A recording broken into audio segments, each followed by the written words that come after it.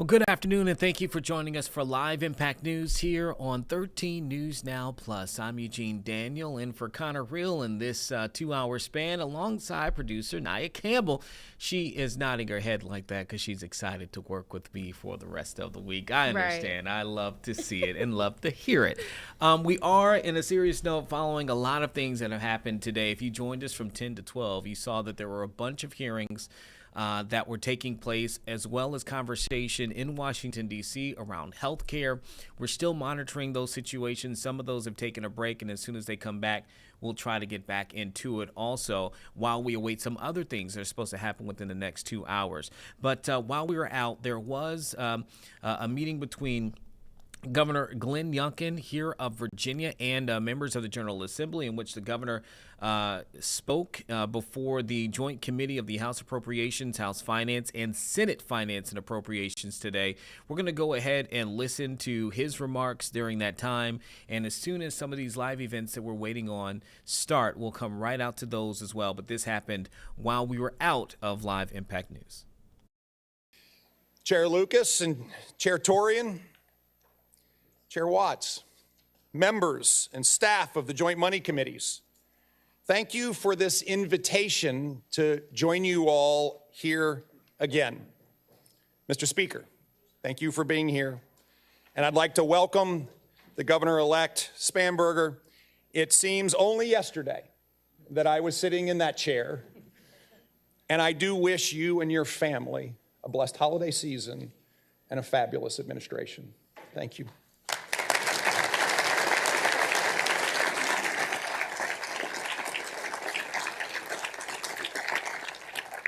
Once again, we come together to discuss Virginia's financial strength and how to best be good stewards of the enormous resources.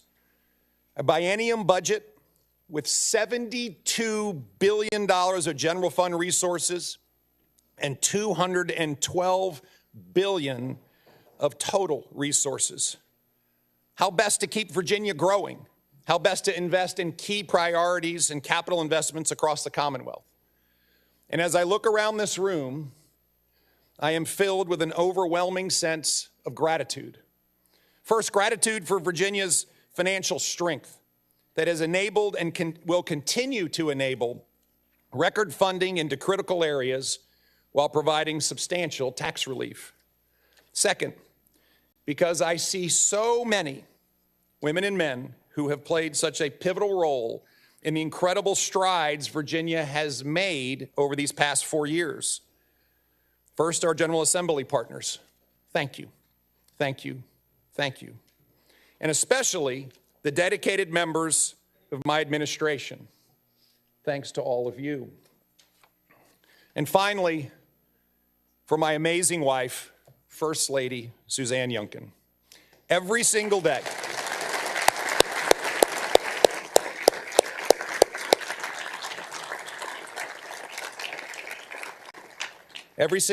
Suzanne makes our Commonwealth a better and a brighter place.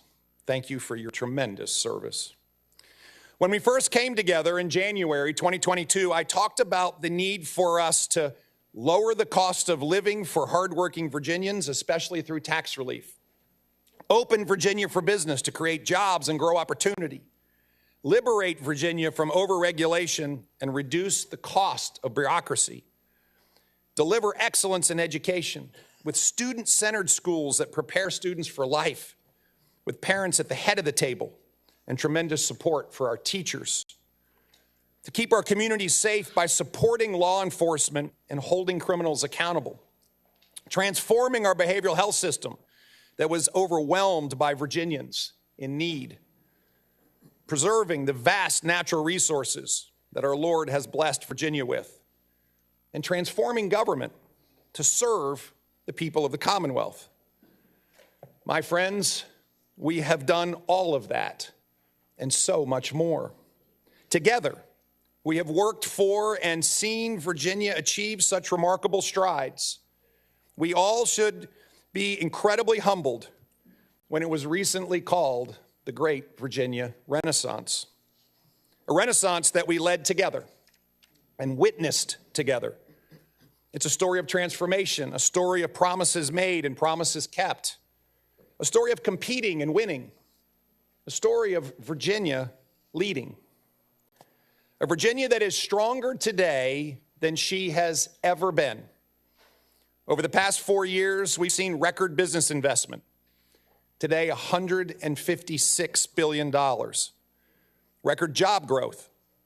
And in 2023, for the first time in a decade, more people moved to Virginia from the other 49 states than moved away.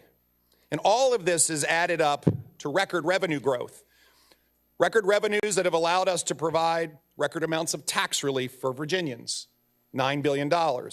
Record revenues that underpin our ability to make record investments in our most important shared priorities, in education, in child care, in child services, in law enforcement, in behavioral health and health care, in business-ready sites and workforce, and in preserving the Chesapeake Bay. Record revenues, record tax relief, record investments, all driven by a Virginia economy that is strong, dynamic, and importantly, diversifying.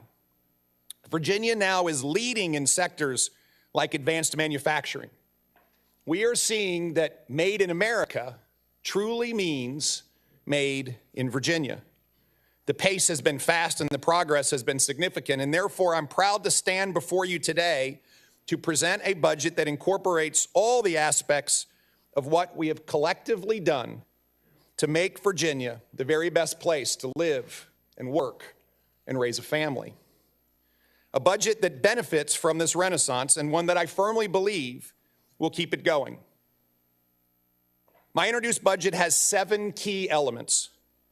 First, it is underpinned by a prudent revenue forecast that reflects a 3.5% compounded annual growth, or roughly 3% after tax policy adjustments. That's less than half the 8% compounded growth realized during my administration. This leaves meaningful upside for the next administration. Second, just like every budget I've introduced, this introduced budget incorporates tax relief for both individuals and businesses, totaling $730 million. It's their money, not government's. And to be clear, there is no need for any new taxes, and there is no need for tax increases. Third, my introduced budget meets the significant funding needs across our shared priorities. Areas such as Medicaid, SNAP, K through education, child care, child welfare services, higher ed, public safety, behavioral health, and agricultural best management practices. Fourth, this budget continues to fund key ingredients. Okay, because that's previously recorded, we can pause that and we can come back to that. But we do have something live happening at this moment. We're now going to go to Massachusetts, where U.S. Attorney Leah Foley is going to be announcing, looks like she is now, charges related to trafficking of nearly $7 million worth of SNAP benefits. Let's take a listen. Here is the team of U.S. Attorney Leah Foley there in Massachusetts. Storefront in Boston. To be certain, these were not supermarkets. They were not full-service groceries. It would be a huge stretch to even call them convenience stores. In fact, the only thing convenient about these stores was how easy it was to commit SNAP benefit fraud. To put this in perspective, the Jesuela Variety Store is less than 150 square feet in size, smaller than some bathrooms. The Saul Maché Mixé store was approximately 500 square feet in space. By contrast, a supermarket can be 20,000 to 60,000 square feet in size, have a dozen or more registers, and employ numerous employees. Both the Jesuela Variety and Saul Maché Mixé stores had one register, no carriages, no hand baskets, and very little food for sale. One legitimate supermarket in the same area as these stores redeems approximately $80,000 in SNAP benefits per month. Over the last 20 months, the Jesuela Variety Store was redeeming between 3 and 6 times that amount monthly, with nowhere near the space, inventory, customers, or infrastructure to support it. The Sal Mache Mix-A store redeemed over $120,000 in SNAP benefits in the last 6 months. Simply put, there is no plausible way SNAP-eligible food could have been purchased from these stores for this long. Yet, these two stores are alleged to have illicitly trafficked nearly $7 million in SNAP benefits. The fraud was shocking and glaring. Investigators found that both stores had exceptionally large and highly anomalous SNAP redemption volumes, far beyond what is remotely possible for businesses of their size, type, and location. Since March of 2024, the Josuela Variety Store had monthly SNAP redemptions that consistently exceeded $100,000. In the previous 20 months, the monthly SNAP redemptions were between $200,000 and $300,000 a month. In one of those months, the redemptions exceeded $500,000. Investigators' suspicions of fraudulent activity were confirmed on the ground. During the course of this investigation, undercover officers used EBT cards to traffic SNAP benefits for cash at both the Josuela Variety Store and the Sal Mache Mix-A store. The defendants themselves were working the cash registers, and both exchanged SNAP benefits for cash with the undercover officers. Observations made by the undercovers showed that it was just as easy for anyone with an EBT card to walk into either store and convert hundreds of dollars in SNAP benefits into cash, all tax-free. The defendants even sold liquor in exchange for SNAP benefits, an outright violation of federal law. And perhaps most disturbing, both stores sold donated food products known as Manipacks. These are meals manufactured by the nonprofit Feed My Starving Children, which are paid for entirely by charitable donations and are intended to be shipped directly to food insecure children overseas, including children in Haiti. These products are not for sale anywhere. Yet Bonner and Elise May were selling them in their stores for nearly $10 a pack, profiting from food literally intended for starving children in disaster zones. The investigation also uncovered extensive financial manipulations. Because the stores had little legitimate inventory and almost no lawful income, the defendants relied almost entirely on USDA-funded SNAP redemptions. To conceal their fraud, they used numerous bank accounts to transfer the SNAP benefits around between the accounts they controlled to create the illusion of a legitimate business activity. They also funded certificates of deposits and hundreds of thousands of dollars in cash withdrawals to keep enough cash on hand to pay out their customers. What were missing from the financial records were the things you would expect in any real grocery store, such as charges for wholesale invoices or large purchases for food inventory. Instead, the accounts reflected round-trip transactions, cash movements, and internal transfers to launder the SNAP proceeds. This case exposes a serious breakdown in oversight. Bonner's greed and fraud had no limits. Despite redeeming millions in SNAP benefits through his store, Bonner fraudulently obtained his own EBT card. The court documents indicate that between 2022 and the present, he cashed himself out for over $10,000 in SNAP benefits. In 2025, all of those redemptions were through the Josuela Variety Store. It appears that the Massachusetts Department of Transitional Assistance conducted virtually no diligence when reviewing his application. It failed to compare Bonner's food stamp application against any record showing that he owned a business or that his store was already receiving millions of dollars of SNAP proceeds, or that he had hundreds of thousands of dollars moving through numerous bank accounts, or that he was married and living with his wife. Failures such as these allowed fraud and illegal conduct to grow unchecked for year on end. The court documents show that thousands of transactions have been taking place for years in large dollar amounts at stores that were not even large enough to store a fraction of the food necessary to justify these dollar amounts. And the numbers speak for themselves. $50,000 a month of fraud rapidly turned into $100,000 a month, then $200,000 a month, and at one point reached $500,000 of fraud in 1 month. Let me be clear, SNAP is the largest food assistance program in this country. It exists to feed families, not to bankroll criminals. This wasn't a paperwork error. It wasn't sloppy bookkeeping. It was a deliberate scheme to sustain. A supermarket can be 20,000 to 60,000 square feet in size. This is not right. Their storefronts were not even large enough to support a legitimate food pantry.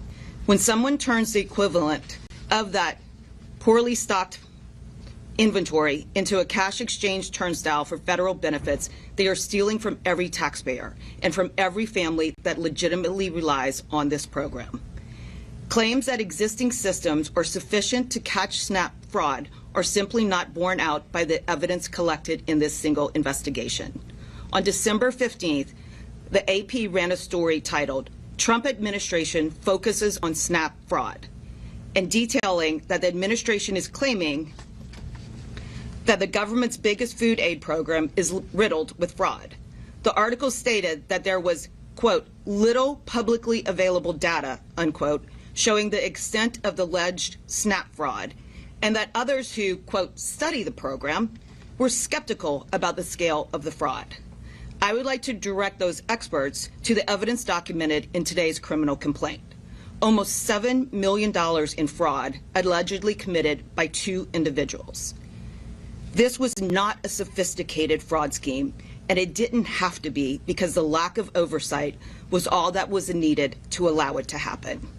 This alleged fraud happened here in Massachusetts under the current system. It only involved 2 individuals, and it resulted in millions of dollars in losses. This investigation is just the start. This office will continue to work with federal partners to identify, investigate, and prosecute SNAP trafficking, no matter how long it's been going on or how much money is involved. The Trump administration has made it clear that it will not tolerate SNAP benefit fraud, and it will criminally prosecute those who are engaging in the alleged fraud that was exposed in today's criminal complaint. The administration has requested assistance from all states, including the Commonwealth, that receive federal SNAP funding to provide data on SNAP recipients to identify fraud. Some states have complied with that request, others have not. Monday's AP article mentioned that Democratic-led states, including Massachusetts, refused to turn over to the USDA data on its SNAP recipients, arguing that doing so would violate recipients' privacy, and claiming that the states already have systems in place for wrongdoing. Really? There is no privacy right that protects your fraudulent criminal behavior. Public assistance programs are a lifeline. We will not allow them to be treated as a criminal revenue stream. I urge all states to join in the fight to make sure these programs are protected and that the criminals who steal from them are prosecuted. Thank you, and I will now turn it over to Assistant Special Agent in Charge, James Crowley with the FBI. Thank you. Thank you. Good afternoon, everyone. Again, Assistant Special Agent in Charge, James Crowley with the FBI Boston office. Earlier today, FBI Boston assisted our partners at the USDA, Office of Inspector General, and the Boston Police in arresting 2 convenience store owners in Mattapan, which is in Boston, who are accused of using the stores as a front for a massive food fraud scam. These 2 men came into our country and allegedly defrauded a vital federal assistance program that millions of Americans rely on to feed their families out of millions of dollars. The photos located in today's complaint reveal that their businesses have very little inventory. In fact, they did not have sufficient inventory to support the number and value of the transactions that they were logging each day. In addition, the owner of Jazula Variety Store also fraudulently applied for SNAP benefits for himself back in 2022 and has been collecting these benefits ever since. The Supplemental Nutrition Assistance Program exists to help families put food on the table, not to line the pockets of criminals. When fraud on this scale occurs, it drains limited resources, undermines public confidence in a program that millions rely on every day, and it makes it harder for honest families and small business owners to get the help they need. every dollar stolen, taken away from a child, a senior, or a working family who is struggling to make ends meet. It is also an affront to the legitimate business owners who play by the rules and serve the communities with integrity. Today's arrest should send a clear message: abusing public assistance programs for personal gain will not be tolerated. Protecting taxpayer dollars, safeguarding vital assistance programs is essential. I also want to thank the U.S. Attorney Leah Foley for her team in this case, as well as our partners with the USDA, Office of Inspector General, and the Boston Police, and also the FBI agents, analysts, and forensic accountants who all worked this investigation. As a result of their hard work, this alleged criminal operation was dismantled, its proceeds seized, and those responsible were brought to justice. Thank you.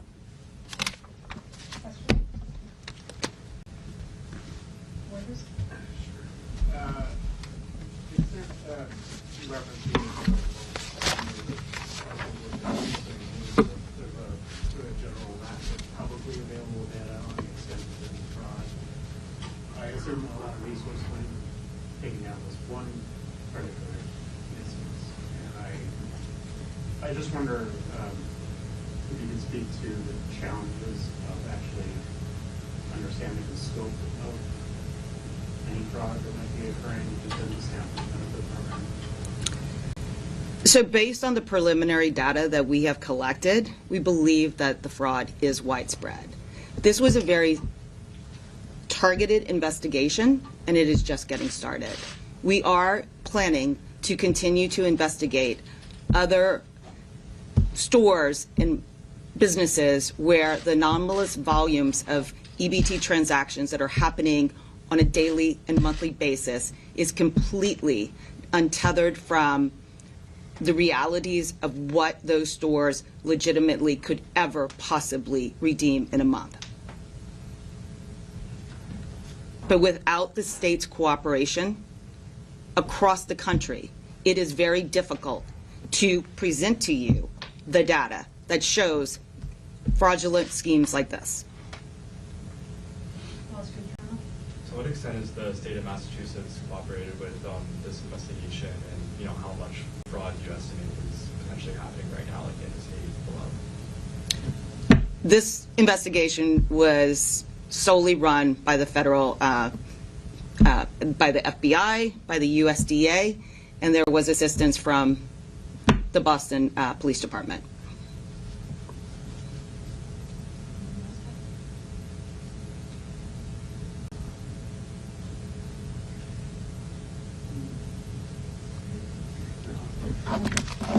Thank you.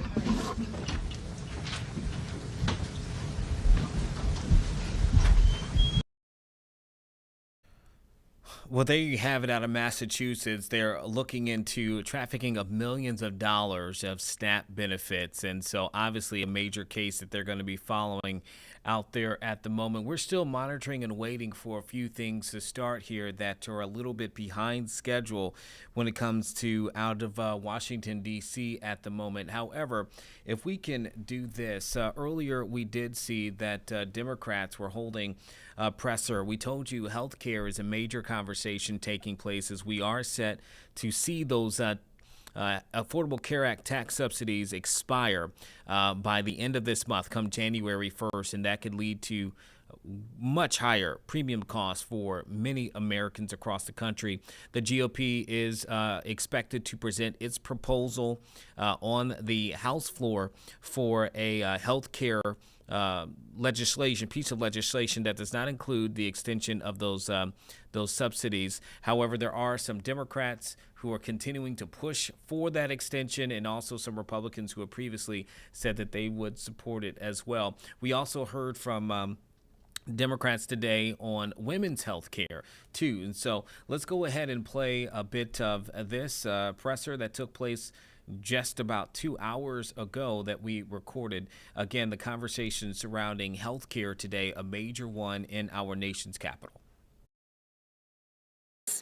The House Republican health care bill that they are proposing is deceptive at best, cruel at worst, but it will cause an additional 100,000 people to lose health care coverage, and that's why I introduced an amendment to remove the section responsible for the increase and to strike language aimed at restricting abortion coverage.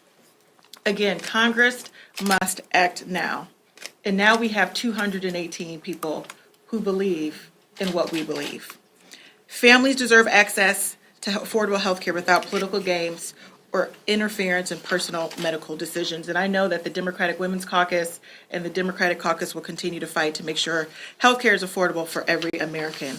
You will hear from several of my colleagues, and we will take questions at the end, but I will now turn the program over to Congresswoman Maxine Dexter from Oregon's 3rd District. Good morning. I am so excited that Republicans are coming to their senses. It's a joyful morning. I am Congresswoman Maxine Dexter. I am a mother, a physician, and a very proud representative for Oregon's 3rd Congressional District. And I did not spend 20 years saving lives in an intensive care unit to come to Congress and turn my back on the American people when they need us most. So I'm here to say this clearly. Republicans are denying the opportunity to vote on a clean extension of the ACA tax credits, and now 4 of them have come to their senses, and we need a vote before we go home. Instead, they are pushing a backdoor abortion ban that would strip millions of women of coverage. And here's how it works. Under the proposal that they have put forward, Republicans are cutting reimbursement for any ACA plan that offers abortion coverage. That will leave insurers with a choice: drop abortion coverage or raise premiums. Neither are acceptable, and either way, women lose. And we know exactly what happens when abortion access disappears. In states with abortion bans, there have already been hundreds of excess infant deaths, dozens of pregnancy-related deaths, and a 50% increase in sepsis among women who lost pregnancies. I have taken care of those women as they exsanguinate and die in the ICU. It is absolutely a tragedy, and it's preventable. More women will unnecessarily die if this bill passes. They are doubling down on the cruelty. They are cost sharing as a policy lever to override medical judgment, and it is absolutely not reform. It is a misuse of federal authority to impose ideology. My community needs relief. If this bill fails to deliver that, while instead inching us closer to a nationwide abortion ban, it is something all of us need to stand up and say no to. And that is why I will oppose this proposal. I will fight for policies that lower costs, protect coverage, and respect patients, doctors, and the law. So now that we have 218 signatures on our discharge petition that will extend the ACA tax credits for 3 years, the enhanced premium tax credits for 3 more years, we need a vote. And I hope that our Republican colleagues will come to their senses and end this cruel attack on America's health coverage. I cannot be more honored. I honestly cannot believe that I get to say I now yield to Speaker Emerita Pelosi. Thank you very much, Congresswoman Dr. Maxine Dexter, for your eloquent statement that you did not come here after a professional lifetime of service to saving lives to participate in what the Republicans have on their mind. Cruelty. It doesn't even make sense. I thank the press who is here because this is where it's happening. These women have been supporting what our distinguished leader, Hakeem Jeffries, put on the table, this 3-year extension. But it took a lot of, shall we say, mobilization on the floor of the House, and I thank so much the distinguished chair of the Women's Caucus, Teresa Leger Fernandez, and Vice Chair Amelia Sykes for bringing us together to point out that each and every one of them on the floor of the Republicans are putting forth legislation that doesn't even make sense, much less have any sense of values to it. It's very harmful. They're going at it again. They did this before, and now they're doing it again. This time they're calling it reform and reduce. Reform and reduce what? The care that people can give to their children. So our colleagues have very eloquently pointed out what is at risk, what is at stake here. But to enlarge the issue for a moment, just to know that families that have had to declare bankruptcy have largely done that because of healthcare cost. This makes matters worse for them if they do not extend these. Now, again, as someone had something to do with the Affordable Care Act, but more importantly, as a mother of 5 children in 6 years and 7 days, we know what we're talking about when we talk about maternal health here. Perhaps our colleagues on the floor have either ignored that or don't care about that. And now we have the 218 votes. And now it's up to the Speaker to follow the rules of the House and not abandon us on the time frame. We want it now. We want it, and we want it now. We want it now. Again, this is as women will lose access to essential services, working families will lose financial security, and again, parents will be one diagnosis away from possible bankruptcy. But more important than that, the confidence they have that they can provide for their children, for their families. This comes right down to the kitchen table of America's working families. We hear you there. You want to talk about affordability. Affordability of health care is really one of the main issues that is so upsetting to America's families. We have an answer. We have the votes. Bring it to the floor. And thank you to the Women's Caucus for their leadership on this, and with respect to our distinguished leader, Mr. Hakeem Jeffries, for bringing that important discharge petition. Now, just for the public knows, when there's a discharge petition and you get 218 votes, which is the majority of the House Democrats, then the bill comes to the floor. We want no obstacles. We want action. Now it's my pleasure to yield to a fighter for women's maternal health and health care in general for all, come from a state that has been in the lead in health care. We learned a lot from Hawaii, and we're very honored to serve with Joyce Takuda, whom I'm happy to yield to. I'm here. Thank you, Madam Speaker. Aloha, everyone. And Amelia, I got to tell you, not many people, oh, she's right there. Amelia just literally took my script and ripped it up because it was 2 pages of how we've got to get shit done today for the American people. And it looks like we have. I want to remind you that women, mothers, caregivers, upholders of our community, we're here in what could be considered the 11th hour of this Congress. And we are still fighting like hell to make sure they get their hands off our health care and they reprioritize what is right. And that is extending the Affordable Care Act, premium enhanced tax credits, making sure that we can continue to make health care affordable for millions of Americans across this country, including in my very rural and remote home state of Hawaii. You know, my colleague was just clinching me as we got the news of 219. Rashida was like, women changed the world. We changed the world. And she's absolutely right. We do. Because no one's going to fight like a mother. 6 years, 7 days, 5 children. No one's going to fight like a mother to make sure that every child has what they absolutely need, which is access to quality, affordable health care when they need it, wherever they need it, regardless of what zip code they live in, regardless how much money their families have. We fight like mothers for all the children of this country, and that's why we are here. Because in 15 days, if we do nothing, affordable health care will vanish. The Grinch will steal life-saving, life-enhancing, life-giving care for millions of Americans across this country.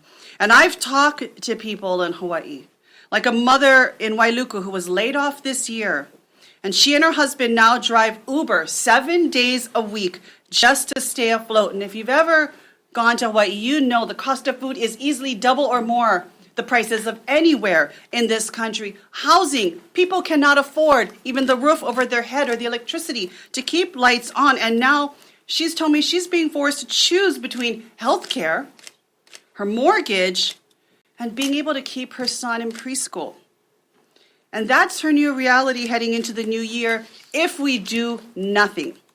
And I've heard from a 61-year-old woman who left her job to care for her sick husband, Her premium is about to rise up to $1,300 a month. $1,300 just for herself. And she told me she simply can't afford it. And she's preparing to go without coverage and pray nothing happens to her, that she doesn't get sick. Now, can you imagine this multiplied by millions? And the fact that people are looking at a premium they simply cannot afford and praying that an illness, an accident, some kind of tragedy does not plummet them into medical debt and bankruptcy. But we have a choice. We have a choice today. We have a solution right in front of us. And thanks to brave people, I'm not even going to say the R word, people, human beings who understood that this was not a partisan choice, this was not a partisan decision, this was a people decision. We have the chance in the next 3 days to take one simple vote that will put Americans first and restore affordable health care for millions of Americans throughout this country. The greatest gift that we can give American people this holiday is certainty and affordability. The certainty that when someone they love, when they get sick, they can afford to get the care that they need. So I'm asking all of my colleagues, regardless of what party you affiliate, do the right thing, force the vote. Let's get this done today. Mahalo, and it is my privilege and my honor to introduce our Democratic Women's Caucus leader, Chair Teresa Leger Fernandez. Mahalo, aloha, buenos dias, kawatse, yatahe, danjo, everything, because we are happy today, because indeed we have seen courage, and some hearts are no longer 2 sizes too small, right? We got a couple of people whose hearts are 2 sizes too small. And I think that what's really important right now is to call out the differences, where Democrats, joined now by 4 Republicans and hopefully more, who will vote against the rule and vote against the Republican bill, whose goal was to bring down the cost of health insurance premiums, whose goal was, when we passed the Affordable Care Act, to increase the number of Americans insured, whose goal was to make sure that pre-existing conditions, that being a woman was not a pre-existing condition, whose goal was to extend health care to as many Americans as possible, compared to what the Republicans are doing with their proposal, which would hurt women and steal health care in many different ways. Dr. Dexter explained how their bill is a backdoor attempt to restrict abortion. And let me give you another comparison of 2 states. In Texas, Amanda was having a miscarriage. She could not get care because of the abortion restrictions. She had to go into sepsis and almost die. In New Mexico, I also almost died when I was pregnant, because I lived in New Mexico. I could be on the operating table bleeding to death, and I could make decisions about my own health care in consultation with my own doctors, knowing that it would be covered by my health insurance because I lived in New Mexico. What Republicans would do is force their abortion restrictions that they have in Texas to places like New Mexico, because they would restrict our ability to get health insurance. And that is the difference between what Republicans are proposing and what Democrats are proposing. And it's not just with regards to health care. Their junk plans that they propose in their bill are not required to cover maternal or prenatal care, or to take care of the infants. You cannot tell me that you value life if you do not value protecting the life of women and newborns. And it goes on. Their proposed junk plans would allow you to basically discriminate on the basis of gender. So a business that has more women employed would have to pay more, or worse, go without health insurance. Indeed, their bill increases the number of Americans who will lose health insurance by 100,000. So their proposal takes it to 4.1 million Americans who will lose health insurance because Okay, we're going to go now to this live. This is coming out of D.C. You see there D.C.'s Mayor Bowser, who is giving an announcement today on who the new interim chief of police will be for the Metropolitan Police Department after former Chief Pamela Smith announced that she would be stepping down from that position. So here we go. Let's turn it over to the D.C. Mayor, Muriel Bowser. In fact, he had an uncle who right person to build on the momentum of the past 2 years so that we will continue to drive down crime in the city. The department has been through an incredibly challenging year, and that's on top of the day-to-day challenges that our men and women of MPD face every single day to keep our city safe. But I know this, we have the best department in the nation. MPD is the best in the business at both community policing and handling large-scale special events and First Amendment activities. And that's where I want to keep our focus. I'll be focused on making sure we have the right policy environment to attract and retain more officers and to ensure our officers have what they need to be effective. And I am confident that Chief Carroll is the right leader to meet this moment. So, ladies and gentlemen, Jeffrey Carroll.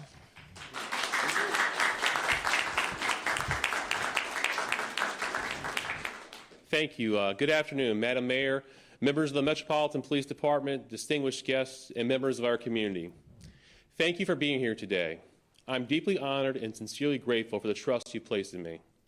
First and foremost, Mayor, thank you for selecting me to serve as the interim chief of police. I don't take this responsibility lightly. Your confidence in me is both humbling and motivating, as I'm committed to leading this department with integrity, transparency, and a strong sense of duty to the people that we serve. I appreciate your leadership and your continued support of the Metropolitan Police Department. Public safety is not the responsibility of one individual or one department. It's a shared effort. I look forward to working closely with the community, all of our district agencies and city leaders to keep the district safe, strong, and united. To the women and men of the Metropolitan Police Department, thank you. Your dedication, professionalism, and sacrifice do not go unnoticed. Every day you put on the uniform, knowing the challenges and risks that come with it. Yet you continue to serve with courage and commitment, whether responding to 911 calls, engaging with residents, interacting with the youth, or working behind the scenes. You are the backbone of the department and a vital part of this community. I'm proud to stand along beside you. I know the long hours you work, the difficult decisions you face, and the personal sacrifices you and your families make. As interim chief, my priority will be to support you, to listen to you, and to ensure that you have the tools, training, and leadership you need to succeed. To our community members, thank you for your trust and partnership. Policing works best when there is mutual respect and open communication. I'm committed to continue to build strong relationships with our neighborhoods, businesses, schools, and community organizations. We'll keep listening, learning, and engaging the community because public safety is strongest when it's built together. Looking ahead, I'm excited about what we can accomplish. We will continue to focus on community-based policing, accountability, and proactive problem solving. We'll work to strengthen trust, improve transparency, and ensure that every person in our city feels safe, heard, and respected. Thank you again, Mayor, for this incredible opportunity. Thank you to the members of the Metropolitan Police Department for your service to our city, and a special thank you to my family, my father, my wife, and my kids who are here today. Without your love and support, I wouldn't be standing here. Thank you.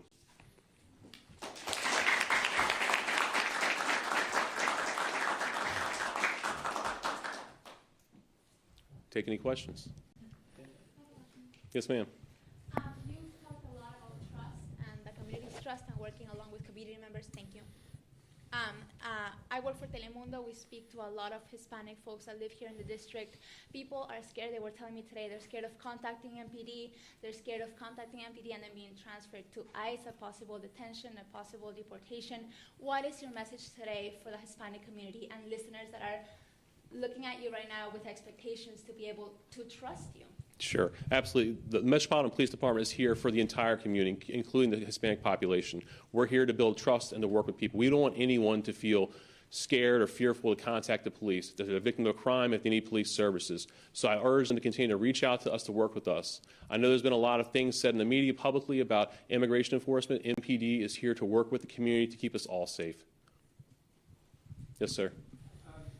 You're credited for your work in strengthening the relationship between federal partners and MPD. As now that this collaboration has been under scrutiny, how do you navigate, this work together, especially given the recent incidents of the HSI agents opening fire while patrolling alongside MPD? Well, working with our federal law enforcement partners is not really new to the Metropolitan Police Department. As the mayor said, I've had the opportunity since really 2016 working with our Special Operations Division and our Homeland Security Bureau to work very closely with our federal law enforcement partners. Obviously, our relationship has changed under a new federal task force. But with that, we continue to work together. So just making sure that we're strengthening that and making sure that we have the ability to relay to our federal partners really the priorities of the city and the residents here in the city and the community that we serve to make sure they are well represented and the police officers that are working out there with the federal agents can make sure they understand our community. Mark. Chief, two questions. Thank you. One, will you do anything or what will you do differently than Chief Smith when it comes to the cooperation with the federal surge? And specifically, will you rescind her executive order that dictates how officers interact with people who are not in custody but then being detained? And then I'd also like you to just respond to what, if anything, you'll do regarding the two federal reports that were critical of crime stats that would restore the public's faith in the crime statistics. Sure. So let's start out with the crime statistics. Obviously, there's been some interim reports that came out, draft reports, things that are said. The final reports have not been submitted to us. So obviously, we have some information that's in those reports, but we don't know all the details of what's in there.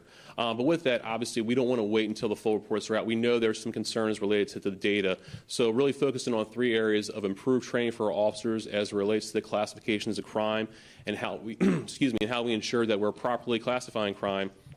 Also, enhancing our policy and technology controls for making changes to classifications.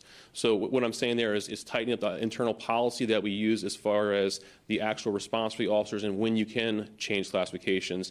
And our technology, our records management system, the ability to make changes in the system with alerts to members that reports have been changed, as well as the requirement for additional review and approval if a change is made to the report. And finally, something we were looking at is the development of a dedicated auditing team to look at all the reports on the back end to make sure that reports, after they're completed, submitted by the officials from the various bureaus and police districts, there's an independent group within the police department that can look at those reports and make sure they're appropriately classified. Did I get all your questions? Then on immigration, just cooperation with the surge, and specifically, will you rescind the chief's executive order? Sure. So obviously, I'm coming in fresh to the seat right now. So right now, I just wanted to kind of take a look at the operations of the police department, kind of see where we're at, and then any decisions about policy changes and things like that, give it a little time with that. We'll continue to work with our federal law enforcement partners. We'll continue not to be directly involved with immigration enforcement as we have in the past. And again, we'll continue to work forward to make the city a safer place. Paul? Jeff, basically you're taking this job for a year. Are you going to run the department as if this is your job to keep, and once the year is up and there's a new mayor, are you going to try and keep the job, or are you going to go for the job? Great questions. No, I mean, the mayor is designated as the interim chief of police. I'm going to be the chief of police. I'm going to run the department. I mean, my goal is to move the department forward, to make sure that we're driving down crime, to make sure we're keeping the residents safe, to make sure we're meeting all the goals and expectations of the community. So may it be for a year, may it be nominated by another mayor, whatever it may be. My goal, I've spent the past 23 years for the Metropolitan Police Department, and it's given me a lot. It's given me many opportunities, and my heart's here with the agency. So I'm going to do my best to move this agency forward. Yes, ma'am. Good afternoon, Felicia Ashley, ABC 7. As you enter this role, two-part question, are there any aspects or first actions you'd like to take in terms of enhancing MPD? And also, how are you going to address the allegations about certain alleged internal issues about whether it be trust or transparency? From Scott Taylor, he said that your name, among others, was named in a 2021 lawsuit about not taking certain officers' complaints seriously. Going into this role, how do you address that and strengthen the internal relationship? Sure. So I think it's really important that we continue to work together with the community. I think going into this role, making sure that we're reviewing what's out there, any allegations that are made as it relates to the allegations of this or anything else, obviously they'll be investigated. There's several investigations, as you're aware of, as it relates to the crime stats. But things that come up, we'll continue to investigate. Our internal affairs has done a great job working with their partners at the Department of Justice and Congress to be cooperative with that, and we'll continue to do that.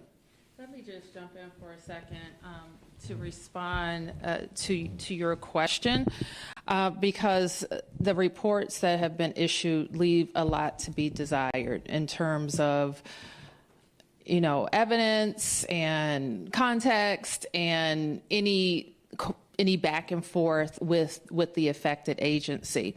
So I am going to be asking our Inspector General, the DC Inspector General, to look at the questions that were raised in those two reports. Yes. I have a question for the mayor and for the chief. For the mayor, I know last week when we talked about a potential new chief, you said there's a deep bench here, a lot of people to look at within MPD. So what stood out to make you decide on now Chief Carroll as opposed to other potential candidates? Let me say this. When you are recruiting top-level executives in the government, one thing that is very important is that the process is confidential, and that has always been my process, and that will remain my process. I'm going to make an exception today because one young lady was drug into this unfairly, I think, and I only looked in MPD. I'm just going to tell you. So I've had internal conversations only, and I selected among highly qualified MPD officials. Jeff, like many of the officials, I have known in various capacities, and I think he has had the opportunity to serve a breadth of leadership roles at MPD, and including most recently as executive assistant chief. And he's very familiar with you guys, with community, with the council, with partners, and he is very excited to take on the role. Yes. Oh, sure. We've talked about all the last year just how unprecedented it is to be in DC, to be in leadership roles, and especially now, taking on this role. What is the mindset you're going into this job with, just given all the unprecedented events of the last year? Well, I mean, the past year, just January alone was it was tremendous with a number of special events, with a plane crash, and just throughout the year, there's been lots of challenges out there. But the Metropolitan Police Department, we're used to that. We're used to a variety of special events. We're used to unplanned things. I would say over the past, 7 years, we really had a lot of different things that come out there. And the men and women of the Metropolitan Police Department, they're able to pivot, they're able to take that and continue to push forward. What the next year will actually lead into, we don't know, obviously. But I feel that, hopefully with my leadership, with the executive team that I have here, with the assistant chiefs, we're going to push this agency forward and make it even better than it already is. Yes. When you go seventh, the good questions are taken. Question for the interim chief and question for you, Mayor. There's been a lot that has gone on this year with the police department, and we've heard a morale issue exists. We've heard discontent from some officers.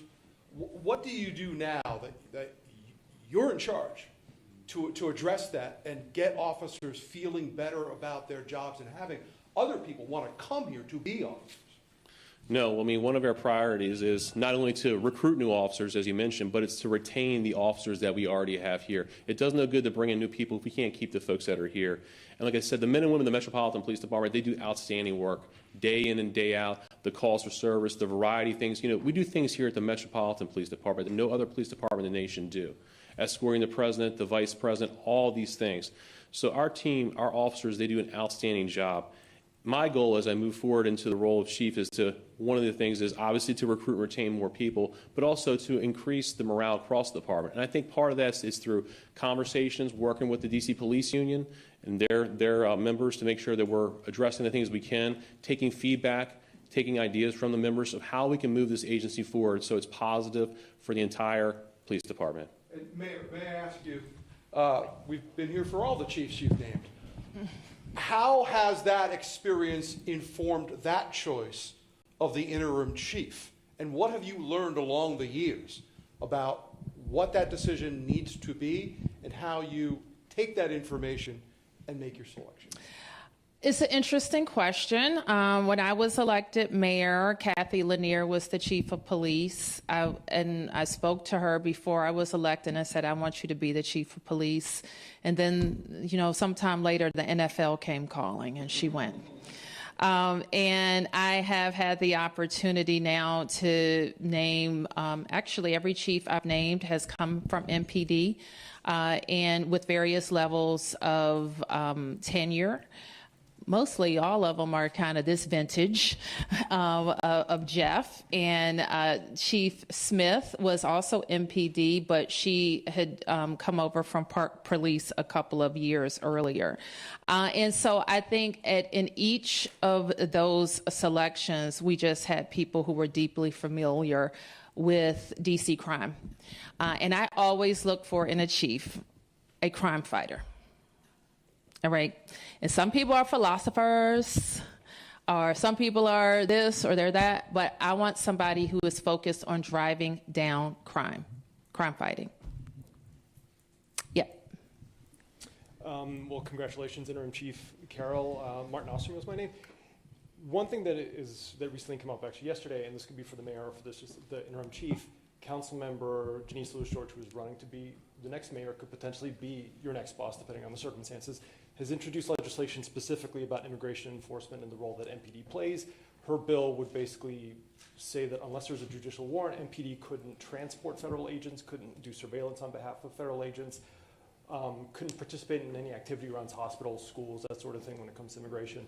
What do you think, Mayor or Interim Chief, what do you think about this bill? Do you think, does that raise concerns for you about what MPD is or is not doing regarding immigration? I haven't seen the bill, and so I don't think we can comment on it right now. I just described the elements of it to you. I like to read it before I comment on it. I mean, those are all the parts, but yeah. Oh, well, I won't take your word for it. How about that? I will read it, and then I'll comment. Yes. I trust Martin's reporting. Okay, great. After some of the reporting I've seen over the last couple of days, it's, forgive me. We all know what you're talking Yes, thank you. Mayor Bowser, can you talk about the confirmation process? Sure. And residency requirement for the chief? Will you put his name up in the time that is required by DC code for a full confirmation hearing? And Chief, do you plan on moving into the district as residency requirements for the chief's position? The chief is, or any official, certain officials in the district are required to make residency within 180 days of confirmation. So I'll leave that at that. And what we plan to do with the confirmation process, let me just say this. I'm mayor as long as I'm mayor, and I have all the powers that attach to that, including appointment. But I am also a person who served on the council, who became mayor, and recognized that mayors like to appoint police chiefs. So I think that this is a conversation. I have had this conversation with Jeff, and so he recognizes that we have some options for him serving as interim, or getting or a conversation that we'll have with the council about how they would handle an appointment. So can you clarify, because it doesn't sound like you're like, oh yeah, we'll put him up for the normal confirmation. I mean, I get that he may only be there for a year, and so that is correct. What you just said, that your assessment is correct. And so you may not put him up for a normal confirmation process? This is not a normal confirmation process. Yeah.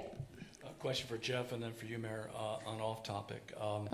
Jeff, Michael Pulliam has been on the sidelines for 7 months now after he was accused of manipulating crime numbers. Do you plan to put him back to work? I expect, and the chief I'll turn to, but I expect that the Inspector General's review will be inclusive of all the data allegations. Can you comment on the D.C. Court of Appeals ruling on the National Guard? You know, I only saw the headline. I don't know if you've had a chance to read it, Deputy Mayor. It's a stay. Okay. We comply with court orders, and what we saw is that the Court of Appeals has granted a stay of the lower court order that found that the National Guard deployment was illegal. So we'll continue to do what we do, work with the Attorney General and the Solicitor General to determine what next steps are. Mayor, you said to me not too long ago you wanted the Guard out of the city. You still feel that way? I still, what I've said all along is it's a legal question that's going through the courts. And Attorney General Schwab believes strongly in our case. I haven't talked to him since this most recent action, so I want to talk to him and see what he thinks is appropriate for next steps with the case. Yes. Hi, Emma Huber with the Washington Post. 2 questions for you, Interim Chief Carroll. First of all, one word that came up a lot in your remarks was transparency. Obviously, there's been some mistrust lately, whether it be with crime stats or immigration enforcement. So what tangibly are you going to do to promote transparency? And second of all, you're stepping into a demanding job at an unprecedented time. What made you agree to step up to the task and feel like this is something that you feel called to take on? Sure. So as it relates to the transparency part, I think I talked about some of the recommendations related to the data, the crime data, and things we're going to implement to make sure that we can, make sure the data is appropriate, classified, ways to build in safeguards into that, and then ways to have independent auditing of that data to make sure that if there is an issue, concern, or misclassification, there is a group to address that. So I hope that will help to push forward the transparency. In reference to the immigration, the conversations with the community, our district commanders, our command staff continue to talk to members of the community. It continues to obviously be a big concern to them. It's a big concern to us, and the feelings that are out there, as it's been raised several times here. So again, we're just going to continue to engage, to talk to folks. All right, we're going to come out of D.C., where you just saw that D.C.'s mayor just introduced their new interim police chief there. You're looking at him at the moment speaking to reporters in that area. This after the now former police chief stepped down there after 2 years. We are going to turn our attention now to Norfolk, which is where we're based here in Hampton Roads, where there is a press conference and unveiling right now for a new affordable housing complex, and we want to take you right there. I see at the moment that City Council member Carlos Clanton is speaking. This is the ribbon cutting ceremony for the Newport Gardens Apartments. This is in Park Place, the community of Park Place in Norfolk. This development will provide rent and income restriction units, 37 one-bedroom, 13 two-bedroom apartments in this community that needed some new housing there. So without any further ado and delay, I'll go ahead and go to our live presence there in Norfolk as we are listening to the councilman. To help us see this thing through. And so I'm happy to see that we're here today and that we have many more opportunities. And Kelvin, you've done a lot of things on 35th Street, and you've got some other opportunities that are there. But I'm also committed to investing in minority builders in our community to share that equity, to share those opportunities, and those who share in the vision to provide opportunities for those who just need a hand up, an opportunity to be able to afford those qualities. You don't have to live in a different community just to have a good quality lifestyle. And so we are working hard in the city of Norfolk. I'm chairing the Mayor's Housing Commission. I never knew that I would walk in the door and be championing housing. I would be the housing guy, but I am, because I can do it through lived experience.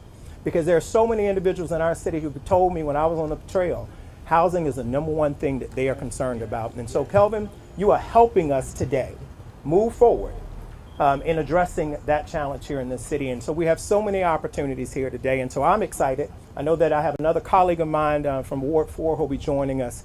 But also let me recognize that there are some city staff members that are here. And so I want to recognize Sean Washington, who is our Director of Economic Development. Sean has done a lot of work along with Dr. Susan Perry to help.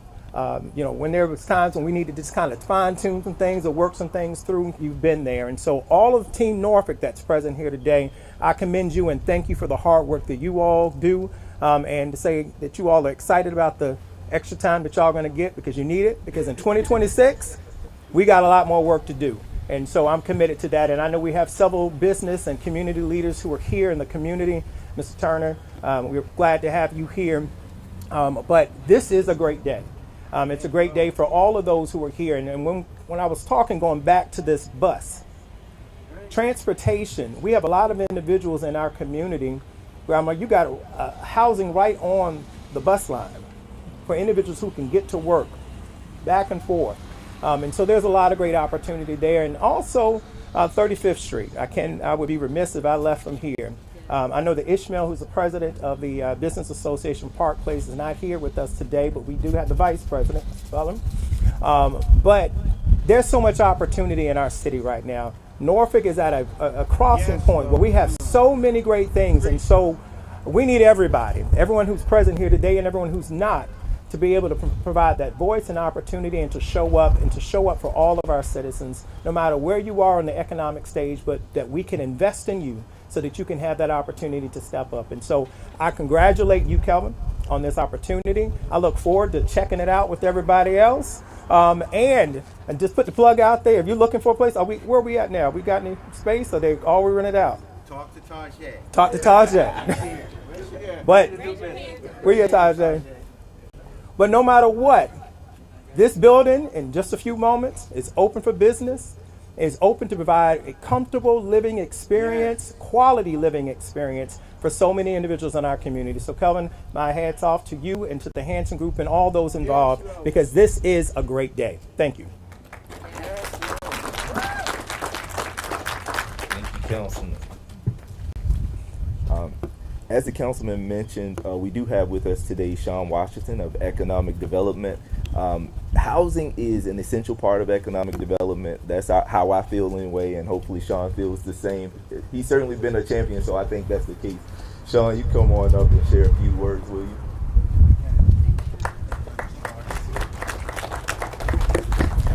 Well, good afternoon, and as Councilman said, it really is a great day. As stated, my name is Sean Washington. I have the honor of being the Director of Economic Development for this great city of Norfolk. I've also had the honor of actually personally working with Kelvin and his team since I've been with the city since 2017. And I want to personally say to him, thank you. I want to thank you for your perseverance, your persistence, and your ability to work with the community at large, as well as all of the partners needed to bring such a great project to fruition in order to provide valuable housing that we need here in the city of Norfolk. As Councilman stated earlier, this is an economic development conversation. And though we do have a great Department of Housing and Community Development leadership team, and they're not here with us today, I know that we can't have conversations about economic development without having to answer, where are our residents going to be able to stay, where it's affordable and have quality of life. One of the great things that we have a chance to do here in economic development is really focus on a lot of our retail and commercial corridors. And even my team here has had the opportunity to deploy grants to our businesses down 35th Street to the tune of over $300,000. And what we know very clearly is that commercial and retail can be successful when you have rooftops and residents and clients that have a walking distance to be able to go ahead and patronize those businesses and help them be successful. So you can't do one without the other, right? You can't have successful corridors without the rooftops and the residents to make them successful. And therefore, our business community can't thrive without having the talent. And that talent needs to make sure that we can remove the barriers of housing and the other challenges in order for them to be successful in the things that they do from an employment standpoint. So once again, this is a very, very valuable project that we see, not just in our city, but specifically for 35th Street. And I'm happy and proud to be able to continue to partner with great developers such as Kelvin and his team to do more of these, not just on 35th Street, but in the rest of our city of Norfolk. So I want to thank everybody for their support. I want to thank everybody for coming out. And again, Kelvin, I want to personally thank you and allowing me to have the opportunity to work with you over these years and many more to come in the future. Thank you very much.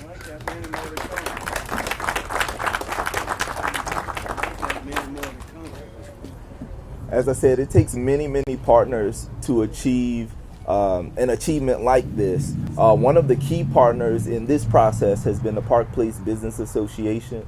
And so, as was stated, the president of the association is not here with us today. However, we do have Samantha Peavy, who will share some words on behalf of the Park Place Business Association. Thank you, Terrence. Okay, so I'm going to read this real quick. Congratulations, Kelvin, Tavares, congratulations. Congratulations, Park Place. Congratulations, Park Place. Norfolk. All right, so this is from Ishmael. If I mess it up, y'all just pretend like I didn't. All right, so good afternoon, everyone. Today is more than a grand opening, it's a turning point. It's a great day for Norfolk, for Park Place, for every resident who has waited for housing that honors their hard work and their dignity. For too long, people who keep our city strong, teachers, police officers, firefighters, health workers, service workers, retirees, have been priced out of places they serve. Amen. So today, we change that. Kelvin Henson, Tavares, and the Hanson Company saw the housing crisis coming and chose courage over comfort. They chose people over profit. And what stands here today is the result, a community built not just with materials, but with intention, compassion, and innovation. This is a place for those who earn an honest living and deserve a safe, beautiful home. A place for those who give their best to our city each day. And the best part, this is only the beginning. More affordable workforce-centered housing is coming to Norfolk. More opportunities is coming to Park Place. We are building our neighborhoods with developments that lift people up and keep families rooted right here. Today, we don't just cut a ribbon. We open a door. A door of stability, a door to pride, a door to home. Norfolk, we did it. Yeah. And we will keep doing it for you. Hold on, I gotta get to my next little. Welcome home. Today, we will keep raising the roof, lifting up in our neighborhoods, and building a brighter, more vibrant Norfolk for everyone. We did it, y'all. Congratulations.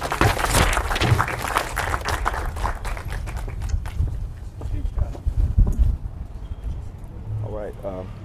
One of the key parts of any development process happens in the early stages, what we call the pre-development. A key partner in that part of the process today that helped us with the early financials was LISC, Local Initiative Support Corporation. I see former ED Jay Grant in the place today. Good to see you, Jay. And today, on behalf of LISC, we do have Jane Ferrara, who is the Executive Director of LISC Virginia. Jane, if you'll come and say some words.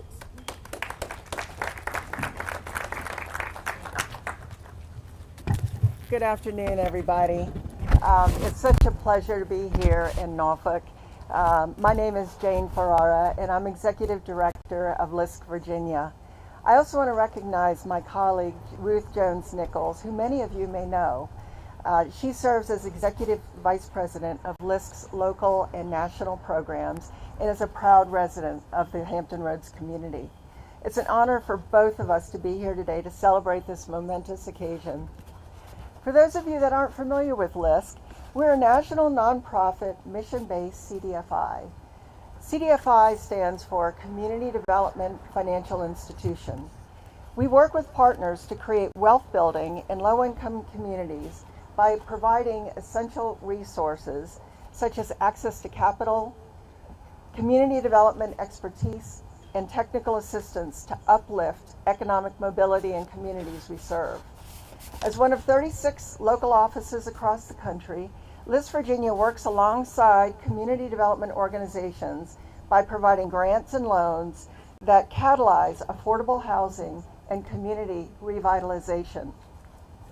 This underscores our belief that affordable housing is foundational to economic opportunity, health, and overall community well-being. And as a former economic developer, I strongly believe and know that housing is, in fact, economic development. I'm so happy that Norfolk is having that conversation. I was delighted to receive the invitation from Kelvin to attend today's ribbon cutting ceremony for Newport Gardens Apartments. 2 years ago, almost to this date, LISC participated in the groundbreaking ceremony, and we were now thrilled to see the results of that partnership being realized. This is not our first project with Kelvin. We've supported projects with him in the past. We've known Kelvin for many years. In Richmond, we also provided some pre-development loan capital to a project in that region. So we're thrilled that this relationship has now extended to the Hampton Roads region. At LISC, our mission is centered on building strong communities by expanding access to safe, stable, and affordable housing, and Newport Gardens exemplifies that mission in action. This beautiful new development was made possible in part to a $450,000 pre-development loan from LISC. This is often the most difficult financing to obtain when launching an affordable housing project. We commend the Hanson Company, along with its partners and consultants, for their leadership and dedication in delivering high-quality housing that meets real community needs. We also extend our thanks to the leadership of the City of Norfolk, as well as our founding funder, Centera Health. Addressing affordable housing requires a multifaceted, actionable approach for all stakeholders. This project is a testament to what is possible when local governments, nonprofits, and the business community work together towards a shared goal. Today we celebrate more than just a new building. We celebrate the creation of a community where individuals and families will have an opportunity to thrive. LISC Virginia is honored to have played a role in making Newport Gardens a reality and helping to create a beautiful addition to the Park Place community. Congratulations to everybody involved, and thank you for allowing us to share in this important milestone. Thank you.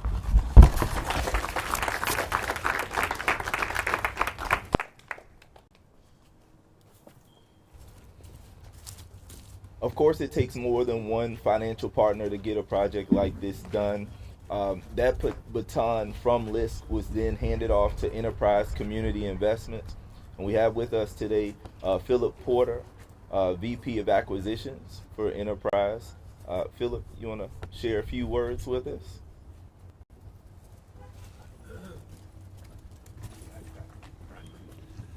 Thank you very much, Tavares. Today I just want to congratulate Kelvin and Tavares and the whole team. I know, because I used to be a developer and a property manager, how hard it is to bring this kind of development to the fore. And Enterprise, maybe not everybody knows Enterprise here, but I'll bet you most everybody's been to Waterside. Am I right?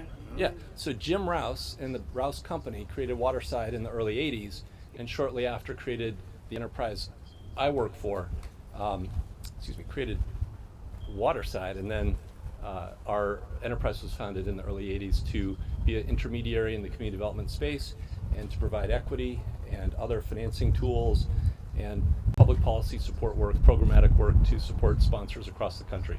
So we're really pleased. We've invested about $5 million in this development, and look forward to the future success of the Hanson Company and the success of this development to meet the needs of the community here in Norfolk. Thank you. Thank you, Philip. There's an interesting genesis to how the Hanson Company's work started here. And next, I want to invite up a person who is near and dear to the heart of that genesis and of that work. If she may come and say a few words, I want to invite Dr. Sawia Fareed.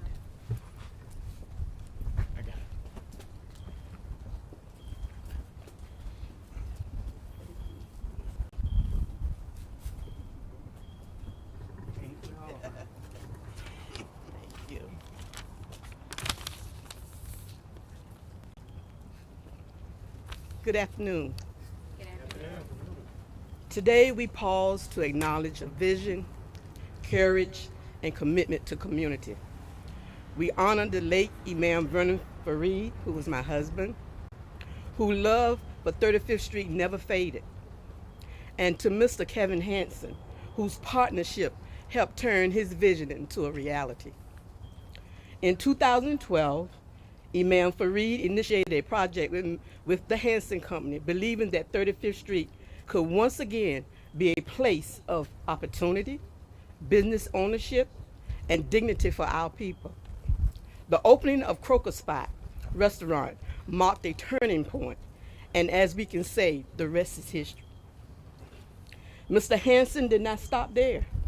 He invested further by purchasing properties near our place of worship, which is Masjid Williams Salon, right around the corner. And through persistence and courage, the Newport Gardens apartment now stands as a testament to what intentional development can mean for a community. This is more than construction. This is restoration. All right now. Although Imam Vernon Fareed is no longer here with us physically,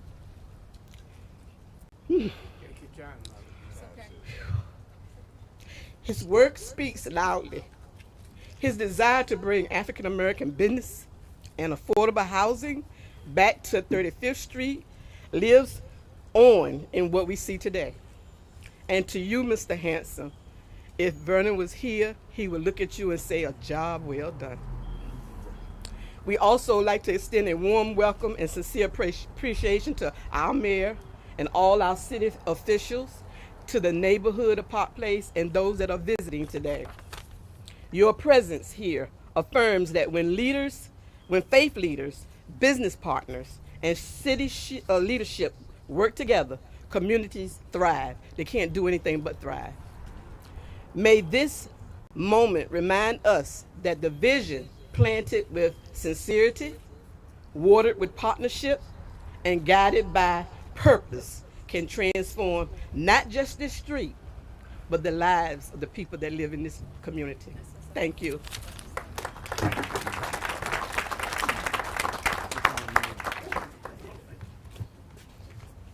All right. Thank you, everybody, for your comments. Next, I'd like to invite a man who, you know how they say the meme, like, if persistence were a person, that's this guy, Kelvin Hanson. We appreciate the work that he's put in. I'm going to ask him to share some words today. Persistence was a person. That's the first time I heard that. But I'm grateful to be here. I'm grateful that our friends and partners came out on this warm day in December to celebrate this momentous occasion for Park Place community. It has been a long journey filled with both challenge and surprise, but we're here now, and it's time to celebrate. Amen. With our friends and with our partners. I want to thank our partners, Virginia Housing, LISC, Enterprise, Department of Housing and Community Development, the City of Norfolk, Department of Economic Development, and others who work with us to make this day possible.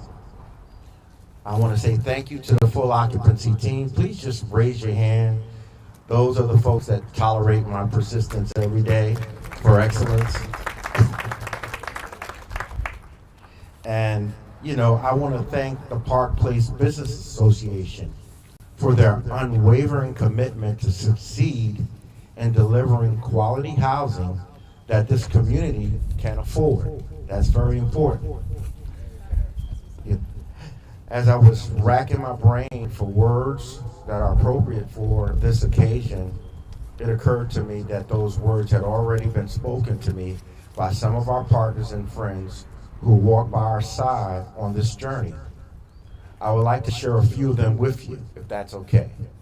Amen. And I'll be brief. Okay.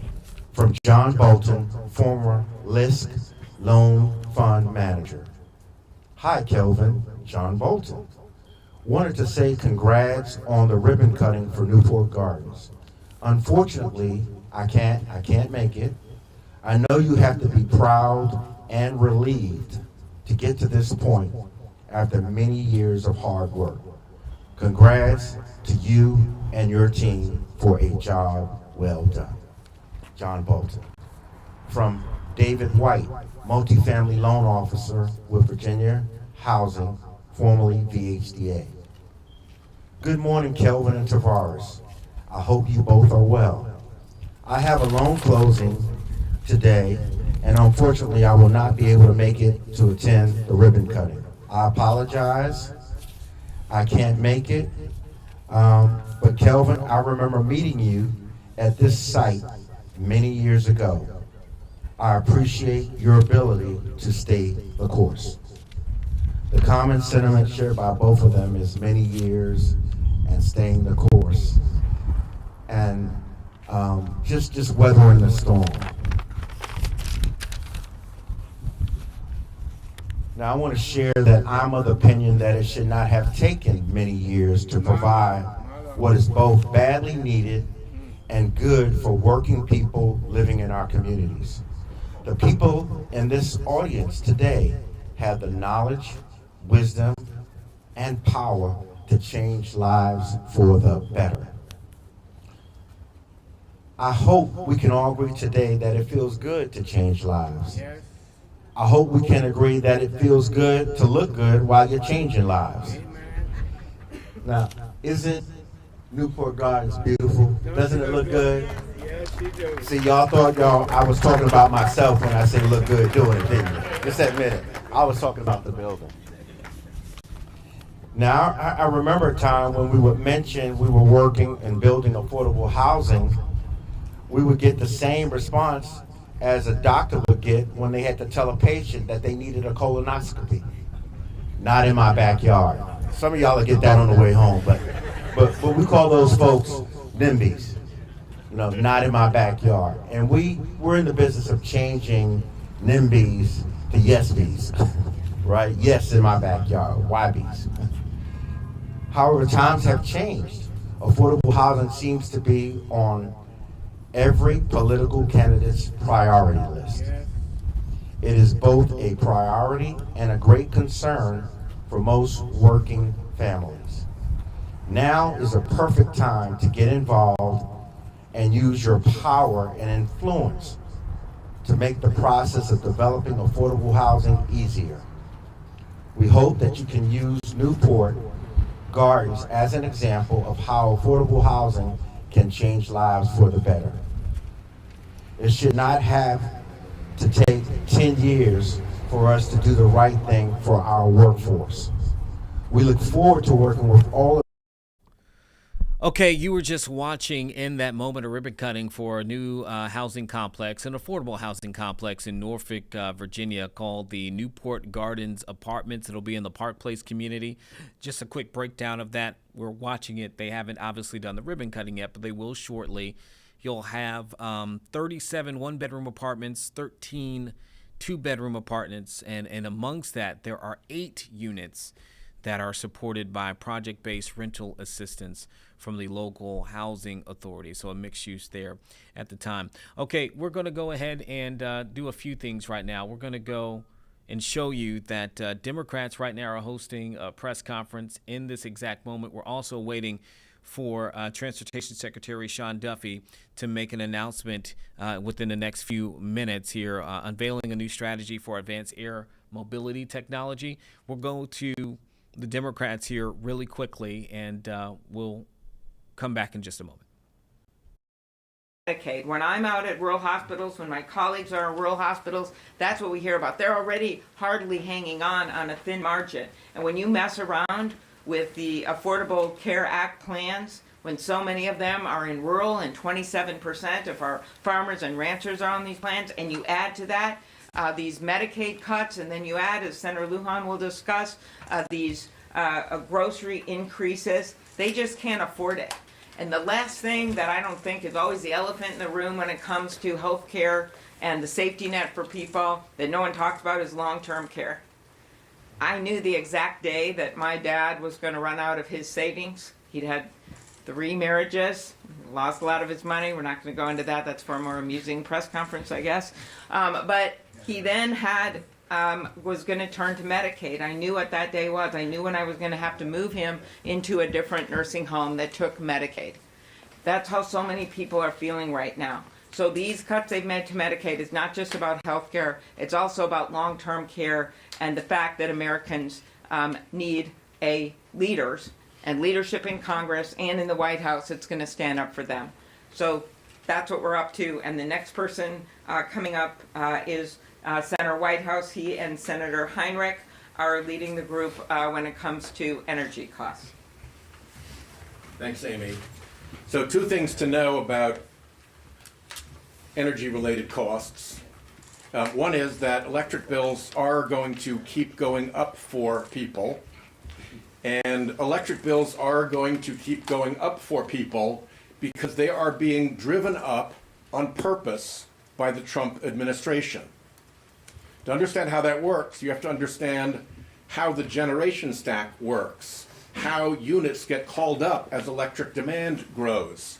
And what you see when you actually look at how the real world responds to energy demand is you see that solar and wind and battery and nuclear are the inexpensive ones that are called up first.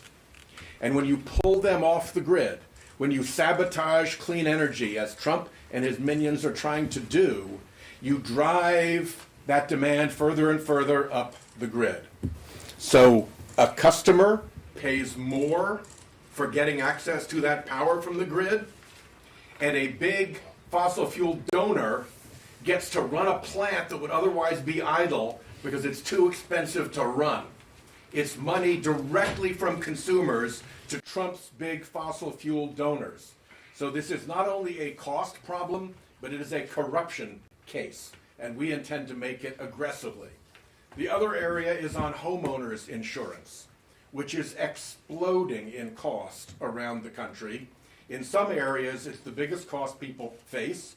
In Florida, the homeowners insurance market is in full meltdown, $14,000 a year average already, and climbing dramatically. And it's that way because the Trump administration won't look at extreme weather and climate change. They can't do it because they're too tied to the fossil fuel donors who they're serving.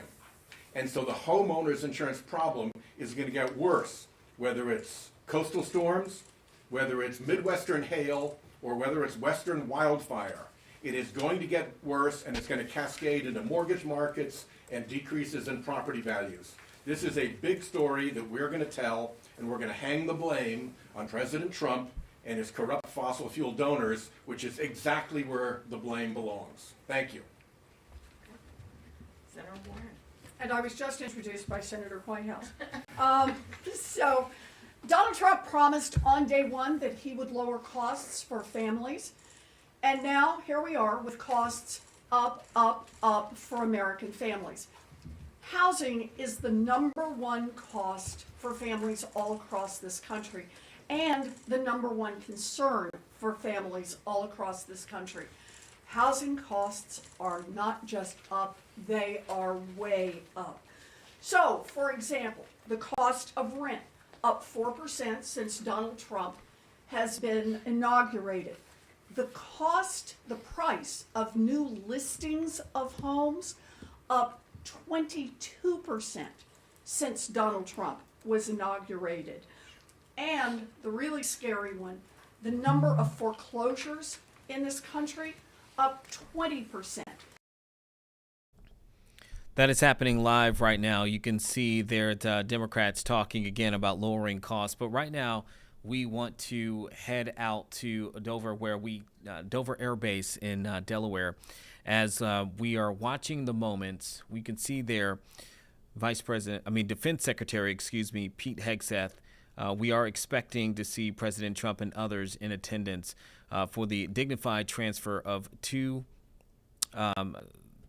National Guard members who were killed in an attack in Syria. This happened over the weekend. Those National Guard members have been identified as Sergeant Edgar Brian Torres Tovar, 25-year-old of Des Moines, and Sergeant William Nathaniel Howard, who was 29, out of Marshalltown.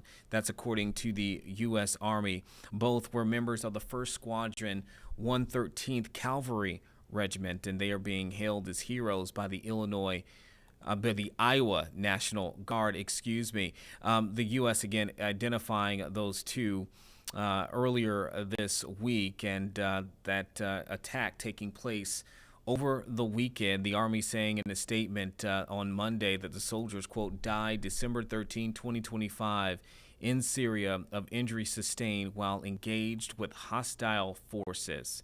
An American civilian interpreter was also killed in the attack. which was carried out, we're told, by a single ISIS gunman.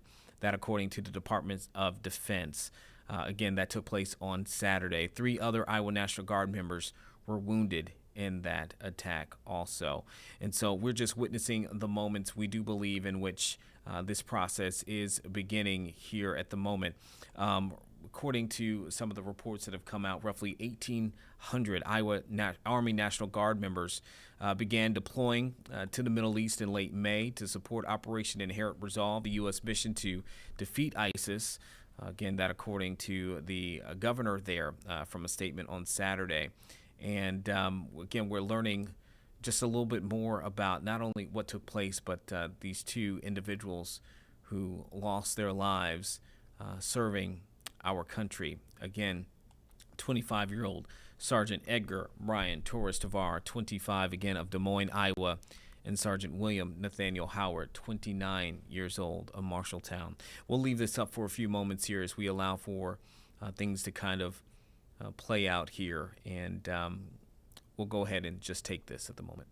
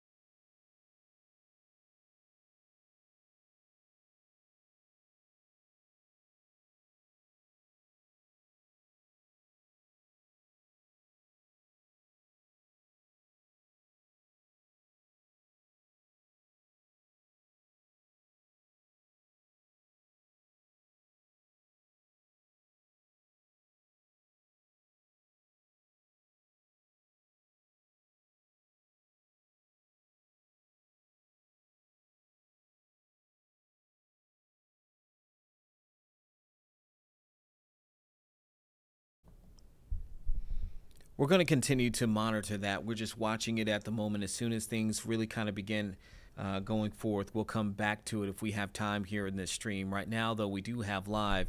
Transportation Secretary Sean Duffy is giving some form of an announcement and a new strategy for air mobility technology. So we'll send it to him now while we monitor the situation that we just left. All new infrastructure like vertiports, bolstering safety, properly accounting for security concerns so our enemies can't take advantage of this technology and then use it against us, and developing a workforce of the future to support this new industry. So here's the bottom line. America, again, for the fourth time, is going to lead. We led in the past. We are going to lead for the next 100 years. And President Trump has been very clear. He wants to take away, not all of them, but a lot of the rules and regulations that will inhibit the innovators. He wants to set them free. He wants to actually win in America again. And so thanks to his leadership, we are building a brand new air traffic control system, which, by the way, the big beautiful bill gave us $12.5 billion. It's a great first start.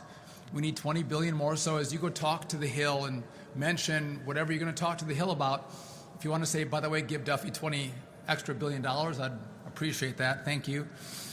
We're hiring a historic number of air traffic controllers. We've launched a new pilot program to test the real-world applications of AAM aircraft in the field, and we put forward a new rule to expand how drones can be used in the airspace.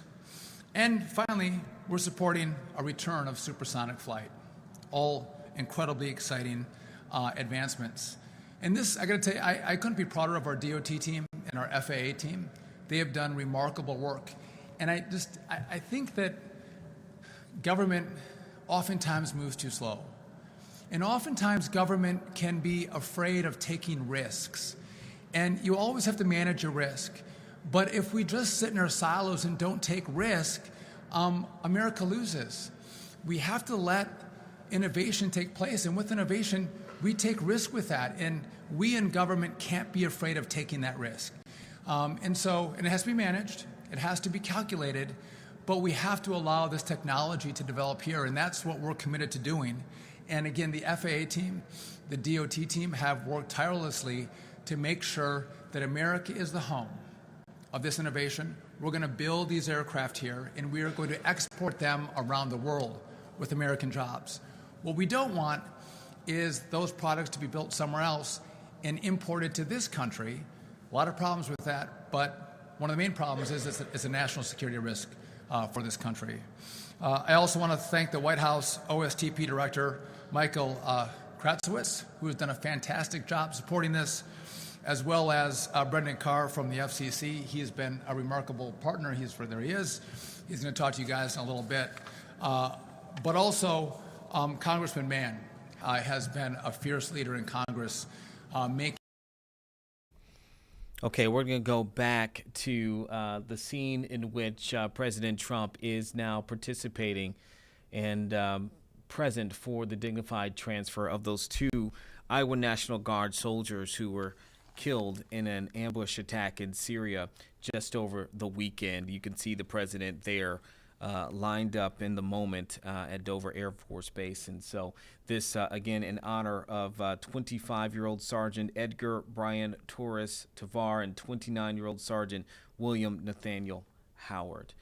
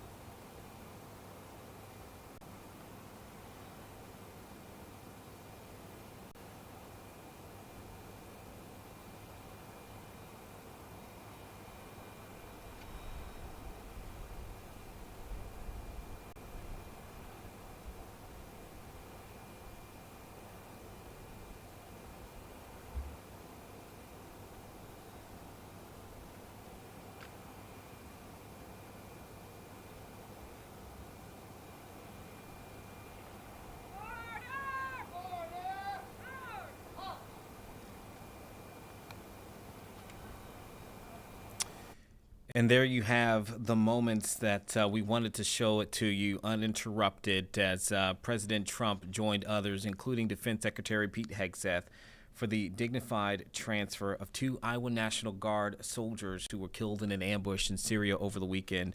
Also, an American civilian interpreter was killed in that attack also. And there were others who were injured who were part of the Iowa National Guard. We just wanted to give you those moments as you see the president and others are now moving on in this particular process. And they stood there silently, obviously, as the bodies in those caskets were transferred in that moment as they paid honor to 25-year-old Sergeant Edgar Brian Torres Tovar and 29-year-old Sergeant William Nathaniel Howard there. And so that will actually conclude our stream here today. We appreciate you for joining us. If you're watching us on YouTube, you can always download 13 News Now Plus. That's our app. You can get this broadcast live, but also all of our other newscasts and other content that we'll have at any time that you want. And we'll be right back here tomorrow at 10 a.m. from 10 to 12, and then again from 1 until 3. Thank you so much for joining us.